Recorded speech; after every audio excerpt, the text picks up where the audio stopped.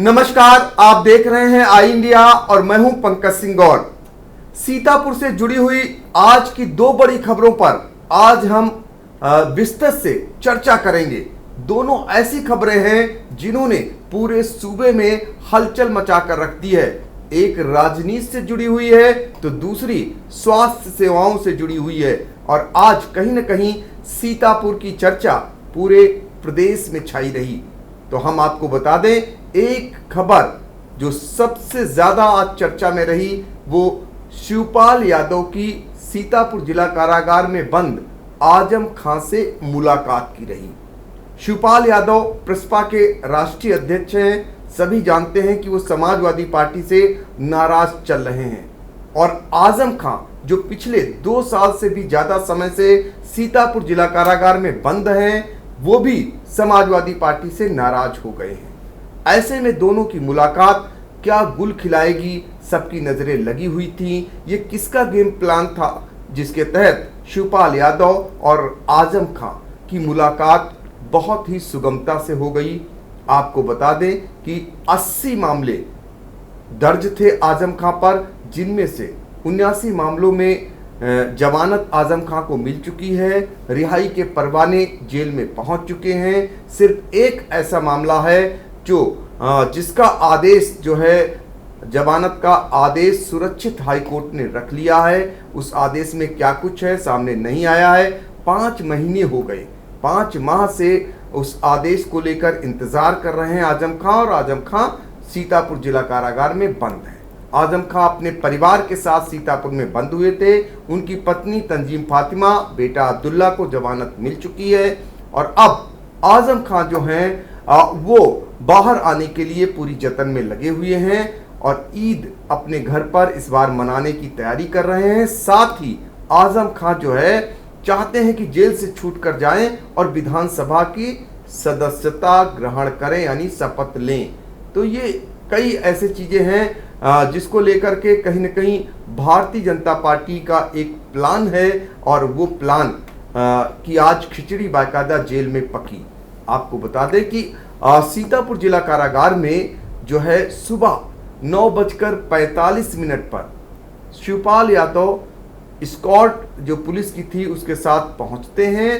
हालांकि उनका पत्र पहले ही जिला अधिकारी के पास आ जाता है मिलाई की अनुमति के लिए, और उन्हें तत्काल जो है उनके लिए जेल के फाटक खोल दिए जाते हैं। शिवपाल यादव पूर्व में कारागार मंत्री भी रह चुके हैं और इस समय सभी जानते हैं कि भाजपा से उनकी नजदीकियां हैं। और ऐसे में वो जेल के अंदर 9:45 पर दाखिल हो जाते हैं। फिर उन्हें आधे घंटे के लिए किस बात का इंतजार करना पड़ता है, कितनी देर के लिए उनकी आजम खान से मुलाकात हुई तो क्या बात हुई, बाहर निकलकर शिवपाल यादव ने क्या बयान दिया, किस पर निशाना साधा, कौन निशाने पर रहा, किसके प्रति जो है नरम दिखे शिवपाल यादव। इन्हीं सब बातों के लिए आज दिन भर इस पूरी खबर पर हमारे सहयोगी आई इंडिया के जिला संवाददाता उदय चौहान नजर गड़ाए रहे। इस समय वो जिला कारागार पे मौजूद हैं और उन्हीं से जानते हैं कि पूरी मुलाकात के बारे में जरा बताएं। कितनी देर आजम खान को कहां इंतजार करना पड़ा, कितनी देर की मुलाकात हुई, क्या कुछ निकल करके आया, बयान में उनके क्या कुछ खास रहा। उदय, जरा बताइए दर्शकों को। देखिए, प्रसपा अध्यक्ष शिवपाल यादव 9:45 बजे सीतापुर जिला कारागार पहुंचे। अंदर पहुंचने पर जब आजम खान के पास खबर भिजवाई गई उनके आने की, तो आजम खान ने ये कहकर उनको इंतज़ार के लिए कहा कि वो नहाने जा रहे हैं। और इस दौरान आधे घंटे तक शिवपाल यादव को इंतज़ार करना पड़ा आजम खान के आने का।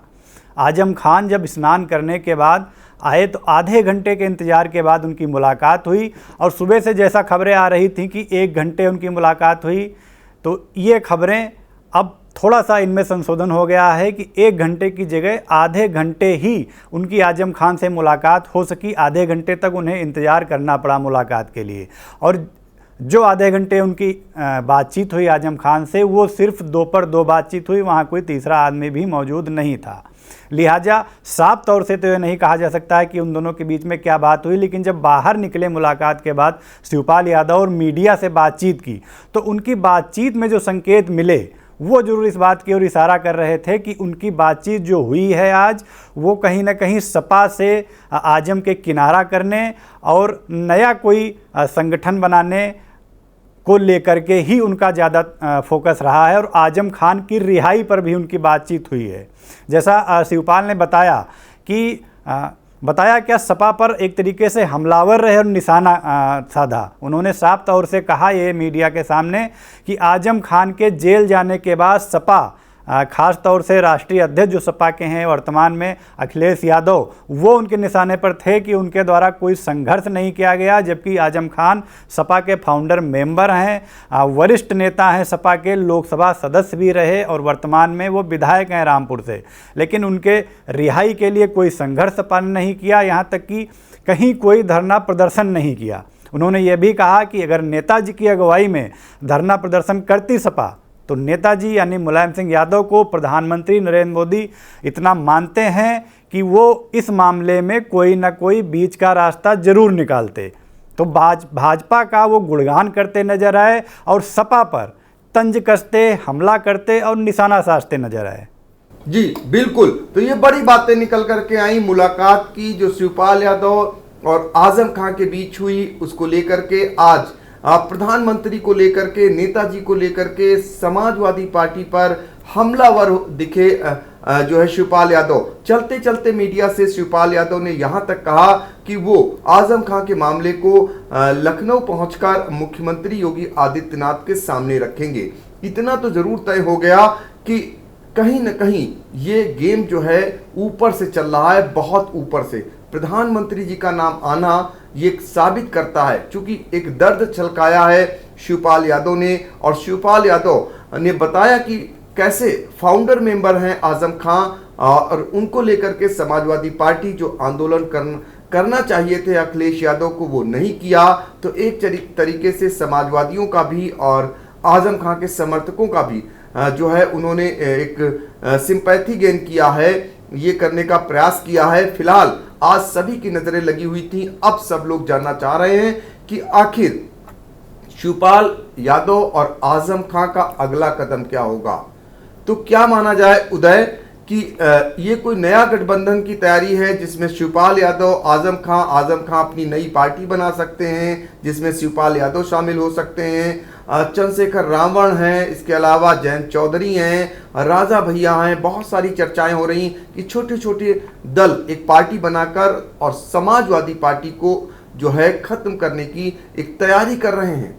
जी बिल्कुल, जो संकेत निकल के आ रहे हैं वो तो यही उससे यही जानकारी मिल रही है कि आजम खान की रिहाई के बाद वो अपना एक नया दल बना सकते हैं और शिवपाल, राजा भैया, जयंत चौधरी, ये इन सब लोगों को मिलकर एक नया महागठबंधन तैयार किया जा सकता है। और ये पूरा जो प्लान है पर्दे के पीछे से ये भाजपा का गेम प्लान बताया जा रहा है, जो अंदर खाने से जानकारी आ रही है। और भाजपा का लक्ष्य 2024 है। 2024 में जैसा कि 2022 में सबने देखा कि यूपी के अंदर सपा ही भाजपा की मुख्य प्रतिद्वंदी पार्टी थी।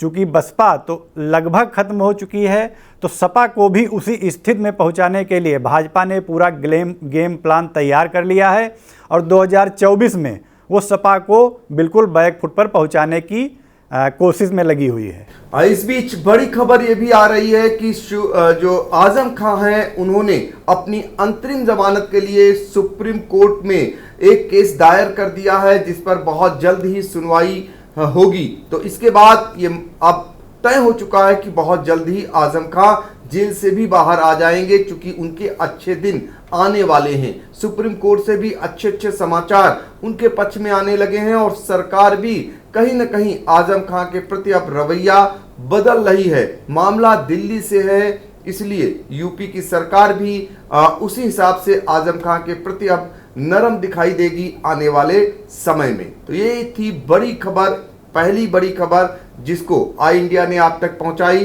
अब दूसरी बड़ी खबर जो है वो सीतापुर में आज डिप्टी सीएम जो है ब्रजेश पाठक ने औचक निरीक्षण किया और वो अस्पतालों का एक्सरे करने निकले हुए हैं।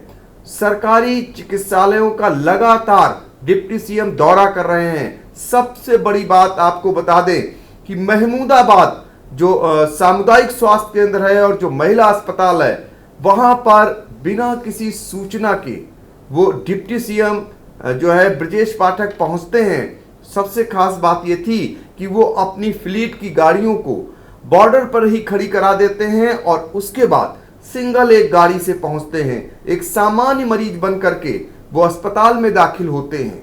बहुत सारी जानकारी उनकी जब फेसबुक से लाइव जो है वहां की तस्वीरें आनी शुरू हुई तो अधिकारियों को लगी। अधिकारी भी आनंद फानन में पहुंचते हैं, एसडीएम, सीओ सारे लोग वहां पहुंच जाते हैं। इसके बाद जो है मीडिया कर्मी भी वहां पहुंचते हैं और करीब 1 घंटे तक डिप्टी सीएम जो है निरीक्षण करते हैं महिला अस्पताल जो है महमूदाबाद का और जो वहीं पर सामुदायिक स्वास्थ्य केंद्र है। जो उन्होंने एक्सरे किए, बहुत सारे चौंकाने वाले मामले उजागर हुए। एक डॉक्टर साहब जो करीब 3 साल से वहां आए ही नहीं, कई कर्मचारी अनुपस्थित मिले, अव्यवस्थाओं का अंबार मिला।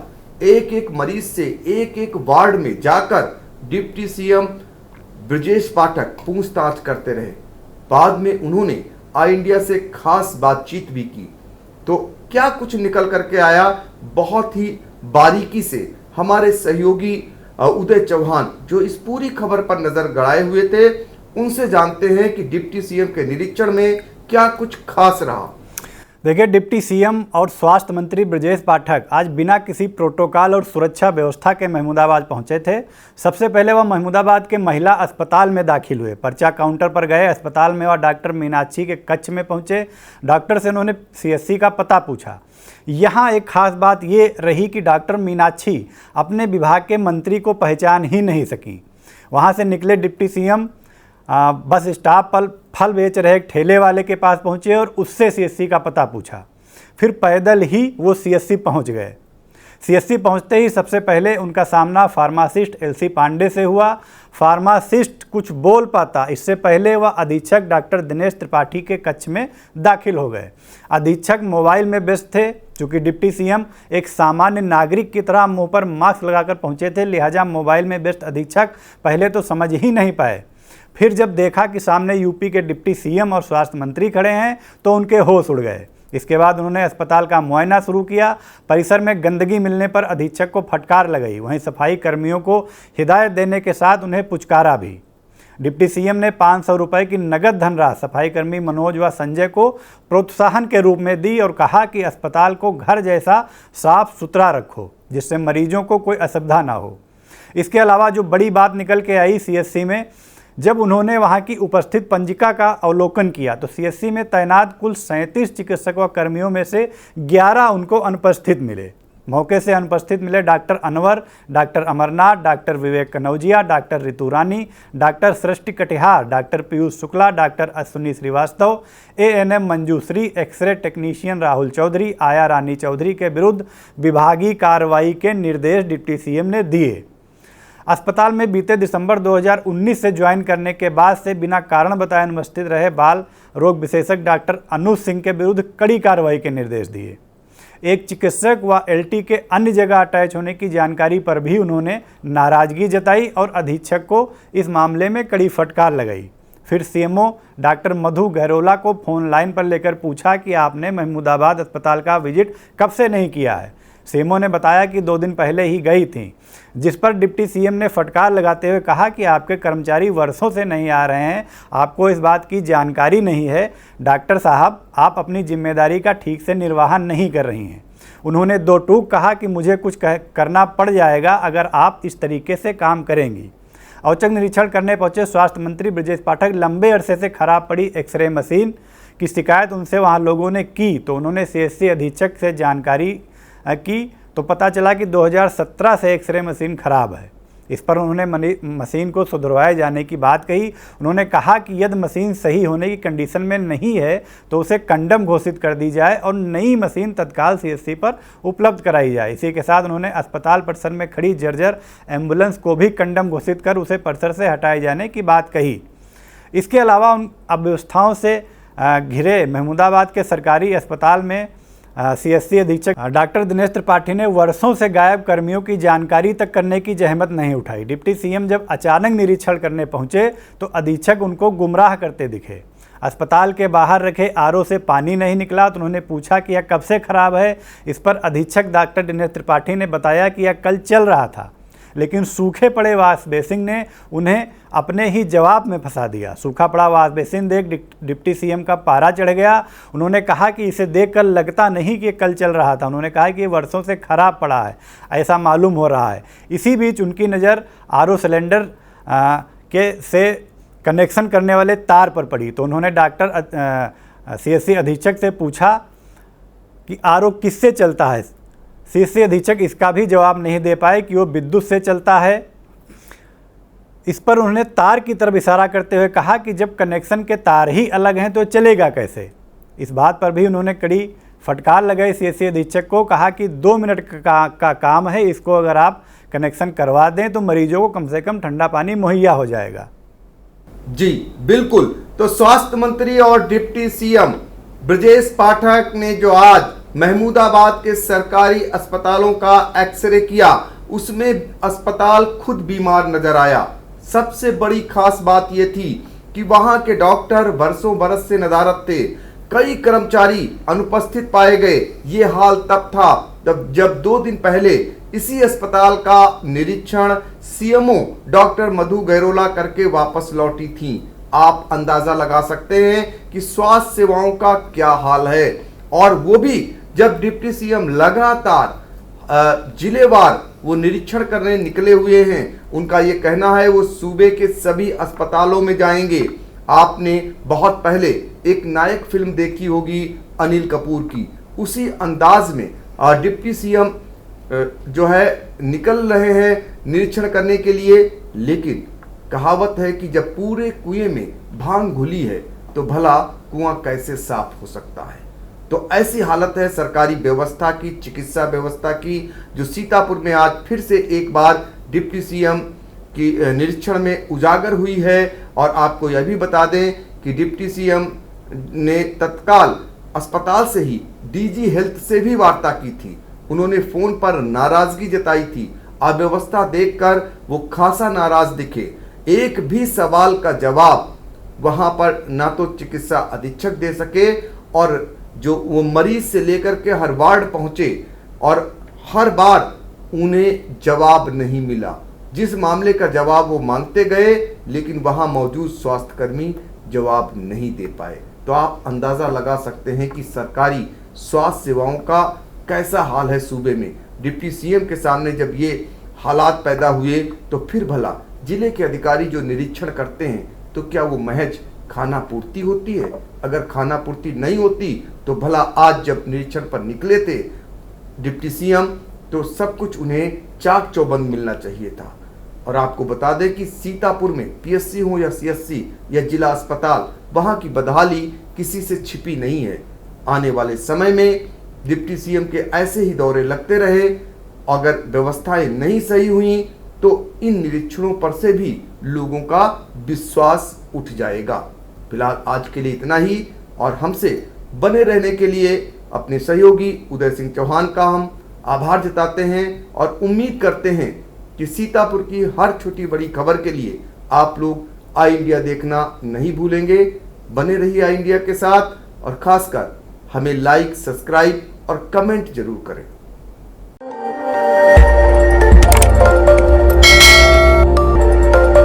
खबर आपकी, नजर हमारी। देखते रहिए आई इंडिया।